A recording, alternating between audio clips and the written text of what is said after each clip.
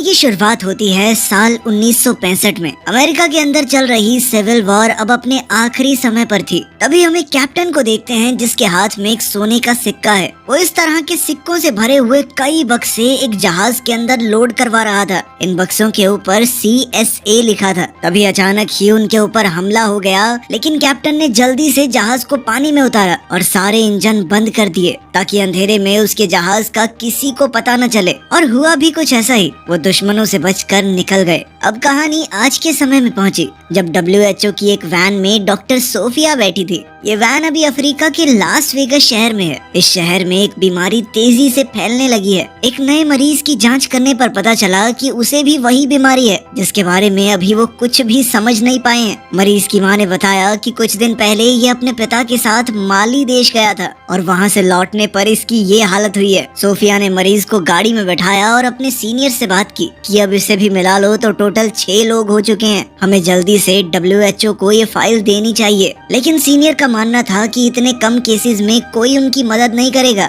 Sophia अब माली देश जाकर ये पता लगाना चाहती थी कि वहाँ ऐसा क्या है कि लोग बीमार पड़ रहे हैं। माली देश में इस वक्त अंदरूनी जंग चल रही थी और सीनियर ने कहा कि कोई भी तुम्हें ऐसे खतरनाक हालातों में उस देश में जाने की परमिशन नहीं देगा। इसी दौरान एक नकाबपोश आदमी उनके ऊपर नजर रखे हुए था। शायद उसे इन डॉक्टरों का यहाँ आना पसंद नहीं है। तभी सोफिया को ध्यान आया कि मरीज के पिता का भी सैंपल ले लेना चाहिए। इसके बाद सोफिया लाइट हाउस की तरफ निकल गई जहां वो काम कर रहा था। वहां पहुंचकर सोफिया ने देखा कि उसकी भी बिल्कुल वैसी ही हालत है जैसी उसके बेटे की थी, बल्कि वो तो जान गंवा चुका है इस बीमारी से। सोफिया ने चुपचाप उसका सैंपल लिया और बाहर आ गई। इसी बीच पास के समुद्र में एक आदमी बोटिंग कर रहा था और नकाबपोश आदमी जो दूर से डॉक्टर्स को देख रहा था उसने अचानक सोफिया पर हमला कर दिया। लेकिन इस बोटिंग कर रहे आदमी ने तभी वहां आकर सोफिया को बचा लिया। लेकिन इसी हाथापाई में वो नकाबपोश आदमी सोफिया का बैग लेकर वहां से भाग गया। जब सोफिया की आंख खुली तो वो नोमा नाम के एक जहाज पर थी जो समुद्र में खजाना ढूंढने वालों का एक जहाज है। बाहर वही आदमी था जिसने सोफिया की जान बचाई थी। यह आदमी समुद्र में ढूंढी हुई एक कीमती मूर्ति लेकर बाहर निकला। ये लोग दरअसल ढूंढना तो उसी CSA वाले जहाज को चाहते हैं, लेकिन आज तक उसका कोई सुराग ही नहीं लग पाया। तभी अल्मोरा जो कि इस जहाज का मालिक है वहाँ आया। जिस आदमी ने सोफिया को बचाया उसका नाम डग है। अल्मोरा ने डग से कहा कि जो खजाना हमने ढूंढा है उसे रात को होने वाली म्यूजियम पार्टी में डिस्प्ले पर लगाना है, इसलिए जल्दी से साफ करवाओ उसे। जिसके बाद डग एक नाइजीरियन डीलर से बात करने गया। पार्टी में उस बेशकीमती मूर्ति को सबके सामने दिखाया गया। ये असल में एक अफ्रीकन राजा की कब्र है जिसकी कीमत हजारों करोड़ रुपए होगी। डग जल्दी से उस डीलर के पास पहुंचा और वहां उसने डग को एक सिक्का दिखाया जिस पर CSA लिखा हुआ था। डग ने तुरंत ये सिक्का लिया और कहा कि ये तो बरसों से मेरा सपना है। आज तक किसी को नहीं पता चला कि वो जहाज कहाँ गायब हो गया। पार्टी में मैस्कॉट कंपनी का मालिक भी है जिसने खजाने की खोज पर पैसा लगाया था। इस आदमी की माली देश में काफी अच्छी जान पहचान है, इसलिए सोफिया ने उससे मदद मांगी वहां पहुंचने के लिए। कंपनी के मालिक ने कहा कि वहां जाने में बहुत खतरा है, लेकिन अगर वो फिर भी जाना चाहती है तो वो रास्ता निकालने की कोशिश करेगा। कुछ देर में डग भी वहां आ गया और उसने CSA का वो सिक्का जेम्स को दिखाया। उसने ये भी बताया कि ये सिक्का माली में रहने वाले एक आदमी को मिला है और डग का मानना है कि उस जहाज का मलबा भी माली में ही कहीं मौजूद होगा। जेम्स ये सुनकर काफी खुश हो गया और उसने डग और अल्मोरा को 3 दिन के लिए माली जाने की इजाजत दे दी। वहां जाकर वो इस जहाज को ढूंढने की पूरी कोशिश करेंगे और अगर जरा सा भी कुछ सुराग मिला तो फिर पूरा ऑपरेशन स्टार्ट हो जाएगा जहाज को ढूंढने का।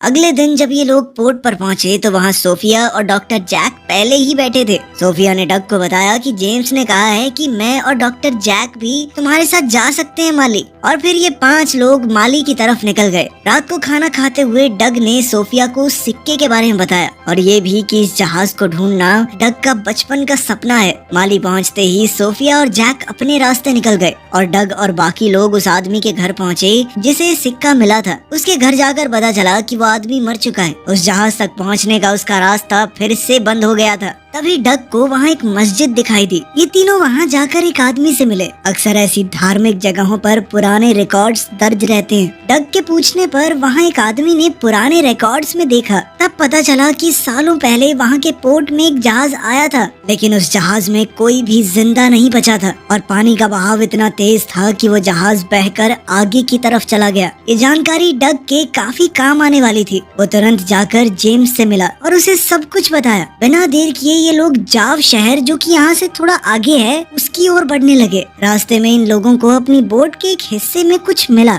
थोड़ी जांच करने पर पता चला कि एक खास तरह की मिट्टी है जो कि जंग भी हो सकता है। लेकिन डग ने कहा कि बहते पानी में इस तरह की मिट्टी का मिलना आम बात नहीं है। ये एक सोचने वाली चीज थी। तभी अचानक एक मिलिट्री बोट उनकी तरफ आने लगी। ये ऑफिसर बार बार एक ही बात पूछ रहे थे कि वो डॉक्टर अभी कहाँ हैं जो तुम्हारे साथ यहाँ पर आए हैं। यहाँ के राजा को पता चल चुका था कि उसके देश में 2 फिरंगी डॉक्टर आए हैं ताकि वो उस बीमारी की तह तक जा सकें जो वहाँ आसपास फैली हुई है। राजा ने ऑर्डर्स दिए थे कि उन्हें जल्द से जल्द रोका जाए, वरना बहुत बड़ी परेशानी हो सकती है। डग समझ गया कि कुछ तो गड़बड़ जरूर है, वरना इन्हें डॉक्टर से क्या दिक्कत। डग ने जवाब दिया कि सर, हमको ज्यादा इंग्लिश नहीं आती है, तो बोट साइड में लगा के बात करते हैं। डग ने उनकी ओर एक रस्सी फेंकी जो उन्होंने अपनी बोट पर बांध ली। जिसके बाद डग ने अपने दोस्तों को इशारा किया कि फुल स्पीड में दौड़ाओ, और एक ही झटके में ऑफिसर्स की बोट पलट गई। डग ने जल्दी से वो रस्सी भी काट दी और फिर वो लोग वहाँ से भाग गए। लेकिन मुश्किल अभी खत्म नहीं हुई थी। कुछ ही दूरी पर 2 और बोट्स उनका इंतजार कर रही थी और वो उन्हें देखते ही गोलियां चलाने लगे। डग समझ गया कि अब तो हमें बोट से कूदना होगा, वरना जान बचने वाली है नहीं। कूदने से पहले उन्होंने फ्यूल टैंक में चीरा लगा दिया ताकि जबरदस्त धमाका हो। जब दूसरी बोट उनके करीब आई तो तीनों पानी में कूद गए। ऑफिसर्स ने बोट पर गोलियां चलाई और लीकेज की वजह से एक जबरदस्त धमाका हुआ जिसमें सारे के सारे पुलिस वाले मारे गए। जल्द ही ये तीनों नदी से निकलकर किनारे पर बने एक घर में पहुंचे। रूडी ने डग से पूछा कि अब तो हमारे पास बोट भी नहीं है, तो जहाज को ढूंढने का काम बंद कर देंगे क्या? डग ने कहा कि उसे बाद में ढूंढेंगे, पहले तो हमें उन डॉक्टरों की जान बचानी होगी। अगर इनके हत्थे चढ़ गए तो मार देंगे दोनों को।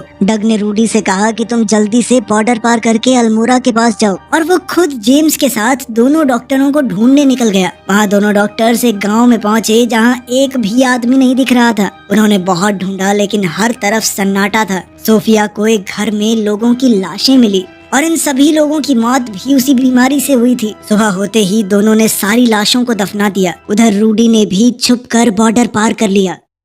सोफिया को गांव में एक कुआं मिला और उसने सोचा कि शायद इसके अंदर कुछ मिले, तो उसने अंदर जाने की तैयारी शुरू की। नीचे पहुंचकर जब वो पानी का सैंपल लेने लगी तभी जैक ने बताया कि ऊपर कुछ मिलिट्री वाले आए हैं, और फिर गोलियां चलने की आवाज आई और जैक को छोड़कर उन्होंने बाकी सबको मार दिया। कुएं के अंदर सोफिया डरी हुई छुपी रही। तभी वहाँ एक हेलीकॉप्टर लैंड हुआ जिसमें माली देश का राजा काजिम वहाँ आया। काजिम ने जैक से पूछा कि लेडी डॉक्टर कहाँ पर है। चॉपर की आवाज सुनकर डग और जेम्स को भी पता चल गया कि डॉक्टर आसपास ही होंगे, लेकिन काजिम बहुत गुस्से में था। उसने जैक को गोली मार दी और अपने आदमियों को ऑर्डर दिया कि सोफिया को जल्द से जल्द ढूंढा जाए। डग और जेम्स पास ही में छुपकर ये सब कुछ देख रहे थे। काजिम के आदमी आसपास सबको मारने लगे। एक बार तो डग की जान भी खतरे में आ गई, लेकिन पीछे से सोफिया ने आकर काजिम के आदमी को मार दिया। अपने सीनियर डॉक्टर जैक की मौत से सोफिया को बहुत गहरा सदमा पहुंचा, लेकिन डग ने कहा कि जल्द से जल्द यहाँ से निकलना होगा क्योंकि ये जगह बिल्कुल भी सुरक्षित नहीं है। अब वो तीनों काजिम के मिलिट्री एरिया से निकलकर एक दूसरी जगह पहुंच गए, लेकिन ये लोग जहाँ पहुँचे हैं ये और भी ज्यादा खतरनाक है। तभी वहाँ कुछ घुड़सवार आए और इन तीनों को बंदी बना लिया और अपने राजा गॉडिगो के पास ले गए। गॉडिगो ने उनसे पूछा कि यहाँ तुम क्या करने आए हो?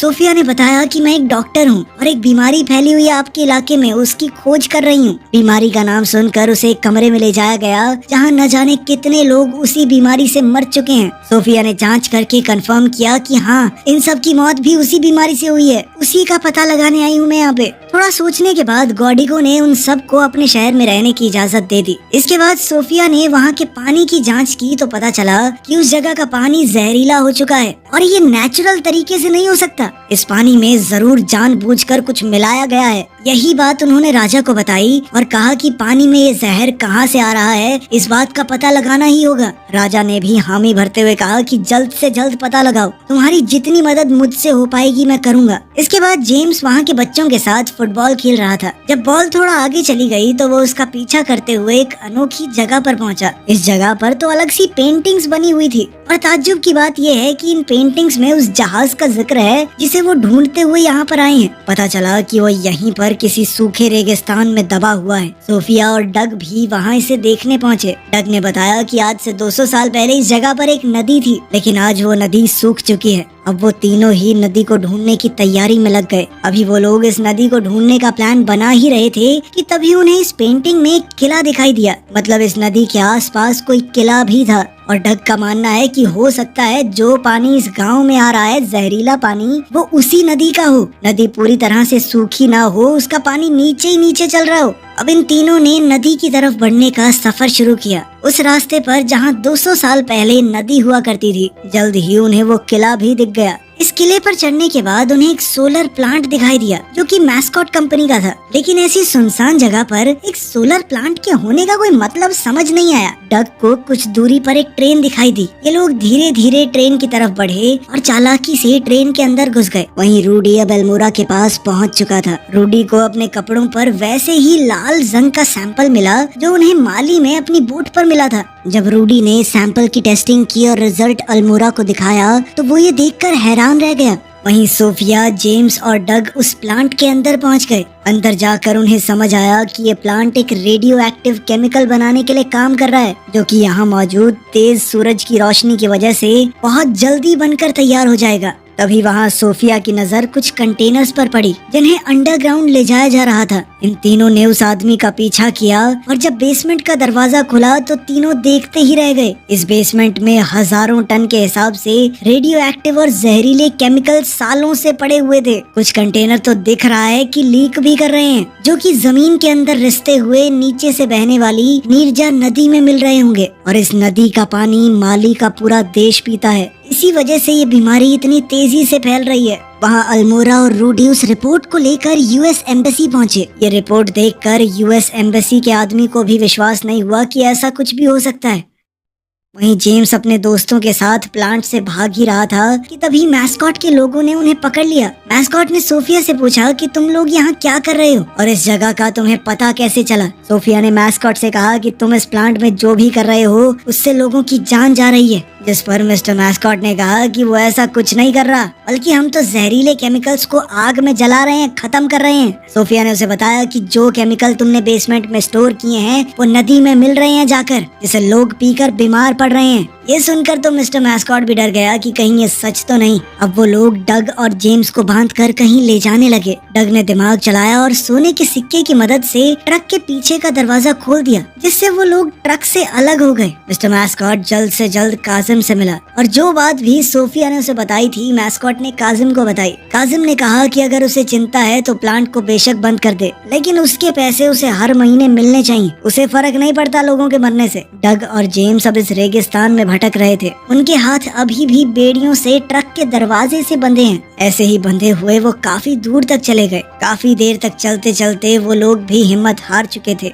लेकिन तभी बीच रास्ते में उन्हें एक टूटा हुआ प्लेन मिला जो क्रैश हो गया था। लेकिन इस प्लेन के टायर अभी भी सही थे। किसी तरह ये जहाज को रेत पर ग्लाइड करवाते हुए उस पर सवार होकर आगे जाकर एक गांव में पहुंचे। यहाँ उन्हें एक टेलीफोन मिला तो उन्होंने अल्मोड़ा को फोन किया और सारी कहानी बता दी। सोने के सिक्के को बेचकर डग ने एक जीप खरीदी। ये जीप लेकर डग और जेम्स पहुंचे गोडिगो के पास और उसके आदमियों से मदद मांगी ताकि वो लोग मिलकर काजिम से लड़ सकें। लेकिन गोडिगो के पास इतने आदमी नहीं थे और न ही काजिम की तरह बड़े बड़े हथियार। इसीलिए गोडिगो ने लड़ने से मना कर दिया। लेकिन उसने अपनी गाड़ी उन्हें दे दी जो गोडिगो ने काजिम से खरीदी थी। इस कार को लेकर जेम्स और डग प्लांट पर पहुंचे, लेकिन वहाँ उन्हें गेट पर ही रोक लिया गया। ये दोनों जबरदस्ती बंदूकों के सहारे अंदर घुस गए और वहाँ मैस्कॉट को पता चल गया कि कोई तो अंदर घुस चुका है, जिसके बाद वो तुरंत ऊपर वाले हिस्से में चला गया। डग और जेम्स जैसे ही अंदर गए उन्हें देखकर हैरानी हुई कि पूरा प्लांट खाली हो चुका था। तो जेम्स ने कहा कि शायद मैस्कॉट को यकीन हो गया है कि उसकी वजह से लोग मर रहे हैं और ये बात अमेरिका तक पहुंच गई होगी,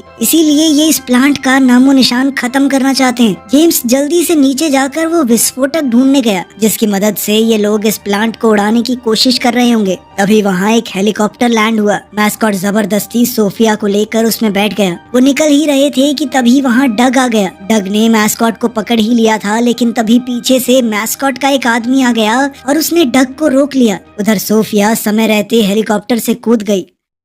नीचे जेम्स को वो बम एक कंटेनर में मिल गया और उसने बम वहाँ से निकाल कर अपने बैग में रख लिया। इसी दौरान मैस्कॉट ने चॉपर में बैठकर अपने प्रोग्राम से सोलर प्लांट को सूरज की तरफ कर दिया। अब सभी सोलर पैनल बहुत तेजी से काम करने लगे, लेकिन जेम्स की काबिलियत की वजह से कोई धमाका नहीं हुआ क्योंकि जेम्स ने बम डिस्कनेक्ट कर ही दिया था। मैस्कॉट को ये देखकर बहुत गुस्सा आया। सोफिया और डग ने मैस्कॉट के आदमी से छुटकारा पाया और फिर ये तीनों कार में बैठकर वहाँ से निकल गए क्योंकि अभी उन्हें यहाँ से बहुत दूर जाना है। लेकिन तभी काजिम का हेलीकॉप्टर उनका पीछा करने लगा। काजिम उनके ऊपर गोलियां बरसाने लगा। डग ने जेम्स से कहा कि जो भी तुझे विस्फोटक बेसमेंट में मिले थे उन्हें बाहर फेंकना शुरू कर दे। जब जेम्स ने ऐसा किया तो जहाँ जहाँ काजिम की गोलियां लगती रही वहाँ वहाँ धमाके होते रहे। इतना ज्यादा धुआं और धूल उड़ गई कि काजिम को अपना हेलीकॉप्टर मोड़ना पड़ा। लेकिन इन धमाकों की वजह से कुछ ऐसा हुआ जिसकी उन्हें उम्मीद ही नहीं थी। उस जगह से रेत खिसक गई और वो जहाज जो नीचे दबा हुआ था ऊपर आ गया। जहाज को देखते ही तीनों उसके अंदर छुप गए, लेकिन काजिम को पता चल गया और वो एक बार फिर से जहाज पर गोलियां चलाने लगा। काजिम के बहुत से लोग वहां पर आ गए और उन्हें चारों तरफ से घेर लिया। जहाज पर हो रहे हमलों से जहाज के अंदर मौजूद कंटेनर्स खुल गए और उनसे सोने के सिक्के बाहर गिरने लगे। ये देखकर डग को यकीन नहीं हुआ कि ये सिक्के अभी भी सही सलामत हैं। तभी इन लोगों को जहाज के अंदर एक पुरानी तोप मिली जो अभी भी काफी अच्छी हालत में थी। अब वो लोग इस तोप को चलाने की तैयारी में लग गए। जैसे ही काजिम का हेलीकॉप्टर उनके निशाने पर आया उन्होंने तोप चला दी। हेलीकॉप्टर में जबरदस्त धमाका हुआ जिसमें काजिम मारा गया, जिसके बाद काजिम की पूरी फौज ने सरेंडर भी कर दिया। ये तीनों बाहर आकर पूरी तरह चौंक गए कि इतनी बड़ी फौज ने हमारे आगे सरेंडर क्यों किया। लेकिन तभी उन्होंने पीछे मुड़कर देखा कि गोडिगो के आदमी उन्हें हर तरफ से घेर कर खड़े थे। उधर अमेरिका में एक अंडरकवर एजेंट जो कि ये सारी हरकत जान चुका था, उसने जानबूझकर मैस्कॉट की ड्रिंक में वही जहर मिला दिया जो वो माली के लोगों को पिला रहा था और जल्द ही उसका भी वही हश्र होगा जो उसने लोगों के साथ किया है। आखिर में हम डग और सोफिया को एक साथ देखते हैं। डग ने वो खजाना गोडिगो और उसके लोगों के लिए ही छोड़ दिया था क्योंकि इस बीमारी में सबसे ज्यादा उनका ही नुकसान हुआ था और उनकी जमीन है, खजाने पर हक भी उनका ही बनता है। वीडियो पसंद आई तो लाइक कर देना, चैनल को सब्सक्राइब कर देना। मिलते हैं अगली वीडियो में।